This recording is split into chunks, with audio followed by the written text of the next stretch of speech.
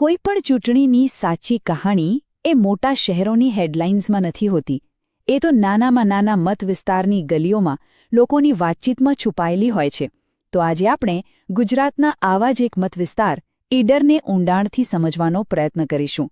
ચાલો જોઈએ કે અહીંના લોકોના દિલમાં શું છે અને ચૂંટણીના આંકડા કઈ વાસ્તવિકતા બતાવી રહ્યા છે. આપણી આ સમજણની યાત્રા 6 તબક્કામાં આગળ વધશે.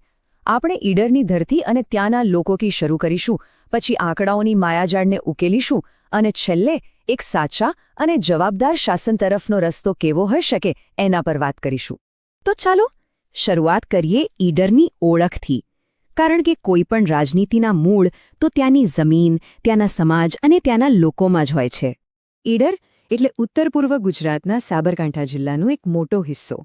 આ મુખ્યત્વે એક ગ્રામીણ વિસ્તાર છે. અહીંની આખી અર્થવ્યવસ્થા ખેતીવાડી, પશુપાલન, ખાસ કરીને જે ઈડીરિયા બકરા તરીકે ઓળખાય છે અને સાબર ડેરીની આસપાસ જ ફરે છે. આ જ લોકોની જિંદગી છે, આ જ એમની રોજીરોટી છે. હવે આ આંકડાઓ જરા ધ્યાનથી જોઈએ. જો ઈડરને બેઠક અનુસૂચિત જાતિ માટે અનામત છે, બરાબર, પણ એમની વસ્તી કેટલી છે? માત્ર 11.3%. એટલે કે રાજકારણનું ગણિત અહીં સીધું નથી. આનો એકદમ સાફ મતલબ એ છે કે જો તમારે અહીં જીતવું હોય તો માત્ર દલિત મતોથી કામ નહીં ચાલે. તમારે પટેલ, ઠાકોર જેવા ઓબીસી સમુદાયો અને બીજા લઘુમતી જૂથોનો વિશ્વાસ પણ જીતવો જ પડે. એમના વગર અહીં જીતવું લગભગ અશક્ય છે. આ જ તો છે ગઠબંધનની રાજનીતિ. અને લોકોના મનમાં શું ચાલી રહ્યું છે? આ એ મુદ્દાઓ છે જે ઈડરના સામાન્ય માણસના જીવનને સીધી અસર કરે છે. દલિત સમાજમાં સુરક્ષાનો અભાવ, ખેડૂતોને દૂધના પોષણક્ષમ ભાવ ન મળવાની ફરિયાદ, યુવાનો માટે નોકરીઓની અછત, આ બધી એવી સમસ્યાઓ છે જે અંદરને અંદર ઉકળી રહી છે.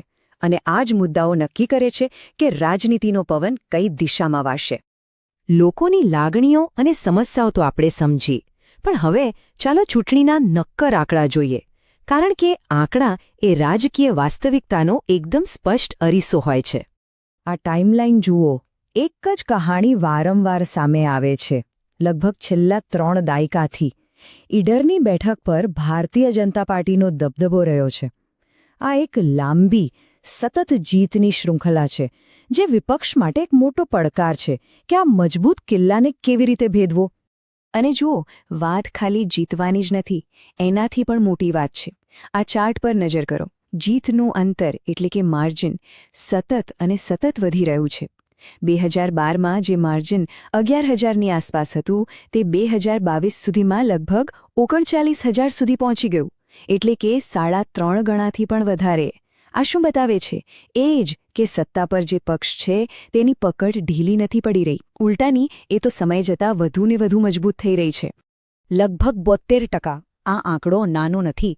આટલું ઊંચું મતદાન એ બતાવે છે કે ઈડરના મતદારો રાજકારણથી દૂર નથી, એ લોકો સક્રિય છે, એમને પડી છે. અને હા, આટલું ઊંચું મતદાન એ પણ બતાવે છે કે સત્તાધારી પક્ષનું બૂથ લેવલનું મેનેજમેન્ટ કેટલું મજબૂત હશે, જે મતદારોને ઘરની બહાર કાઢીને મતદાન મથક સુધી લાવી શકે છે. તો મૂળ સવાલ એ છે કે આ બધા પરિણામો પાછળનું રહસ્ય શું છે? શું કોઈ એક નેતાનો ચહેરો આ બધું કરે છે? કે પછી આ એક મજબૂત, ગોઠવાયેલી સિસ્ટમનું પરિણામ છે? ચાલો આ જનાદેશનું જરા ઓપરેશન કરીએ. અહીંયા આપણે વિપક્ષના અભિયાનનું વિશ્લેષણ જોઈએ. એક તરફ એમની પાસે સ્થાનિક જોડાણ, દલિત ન્યાય જેવા મુદ્દા ઉઠાવવાની તાકાત છે, પણ બીજી તરફ સતત હારનો બોજ, પૈસા અને સંસાધનોની કમી અને રાજ્ય સ્તરે પાર્ટીની નબળી ઓળખ જેવી મોટી નબળાઈઓ પણ છે. એટલે આ લડાઈ 2 વ્યક્તિઓ વચ્ચે ઓછી અને 2 સિસ્ટમ વચ્ચે વધુ છે. એક વાત સ્પષ્ટ કરી દો. જ્યારે આપણે આવી રાજકીય સિસ્ટમનું વિશ્લેષણ કરીએ છીએ ત્યારે આપણો હેતુ કોઈ વ્યક્તિ પર આંગળી ચીંધવાનું નથી. આપણો હેતુ એ સમજવાનો છે કે શું આ સિસ્ટમ દરેક નાગરિકના અવાજ અને એના ગૌરવને સન્માન આપે છે કે નહીં. એક જવાબદાર લોકશાહી માટે આ પ્રકારની ચર્ચા ખૂબ જ જરૂરી છે. રાજકારણની મોટી મોટી વાતોમાંથી હવે પાછા ફરીએ અને સીધા લોકોની વચ્ચે જઈએ. તેમની ફરિયાદો શું છે, તેમની તકલીફો શું છે? ચાલો એને વધુ નજીકથી સમજીએ. આ ફક્ત 3 શબ્દો નથી. આ ઈડરના હજારો યુવાનોનો અવાજ છે. એમની નિરાશા છે, એમના ભવિષ્યની ચિંતા છે. આ એક નાનકડું વાક્ય આખા વિસ્તારની સૌથી મોટી અને સૌથી ગંભીર સમસ્યાને આપણી સામે મૂકી દે છે. આ હીટમેપ જુઓ. જે મુદ્દાઓ લાલ રંગમાં છે, જાતિગત અન્યાય, ખેડૂતોની સમસ્યાઓ અને બેરોજગારી, એ સળગતા અંગારા જેવા છે. એને તરત જ ધ્યાન આપવાની જરૂર છે. નારંગી અને પીળા રંગના મુદ્દાઓ પણ ઓછા મહત્વના નથી, પણ લાલ રંગના મુદ્દાઓ તો લોકોના જીવન અને એમના આત્મસન્માન સાથે સીધા જોડાયેલા છે. એમને પ્રાથમિકતા આપવી જ પડે. સારું, સમસ્યાઓની યાદી તો લાંબી છે, પણ હવે વાત કરીએ ઉકેલની. એક નેતા માટે લોકોની આ ફરિયાદોને વિશ્વાસમાં અને પછી ગેરંટીમાં કેવી રીતે બદલી શકાય, એનો રોડમેપ કેવો હોઈ શકે? કોઈ પણ મોટા અભિયાન માટે એક સરળ પણ દમદાર સંદેશ જોઈએ. ઈડર ને ઇન્સાફ, આ 3 શબ્દો દલિતો માટે ન્યાય, ખેડૂતો માટે ન્યાય અને યુવાનો માટે ન્યાય, આ બધી માંગણીઓને એકસાથે જોડી દે છે. આ ખાલી એક નારો નથી, આ એક વચન બનવાની ક્ષમતા રાખે છે. વિશ્વાસ કોઈ જ જાદુથી નથી બંધાતો. એને બનાવવા માટે મહેનત અને એક ચોક્કસ યોજના જોઈએ. આ 90 દિવસનો પ્લાન એ જ બતાવે છે કેવી રીતે પાયાના સ્તરે સંગઠન બનાવવું, લોકો સુધી પહોંચવું અને છેલ્લે એમની સમસ્યાઓને જ પોતાનો અવાજ બનાવીને એક મજબૂત અભિયાન ચલાવવું.